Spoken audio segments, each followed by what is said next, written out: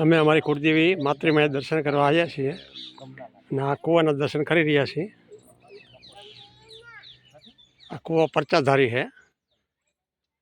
ચૂંદડી ને પાટલી આઠમે નીકળેલા પહેલાં વર્ષો ગઢિયા વાતો કરતા અને અત્યારે તળાવનો નજારો છે। અમારું કુટુંબ છે બધું।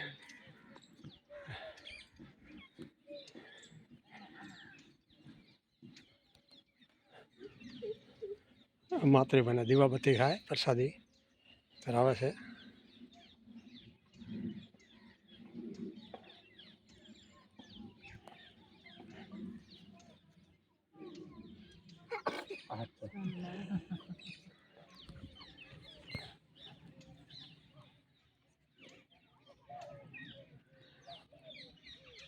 अंदर अखंड भी है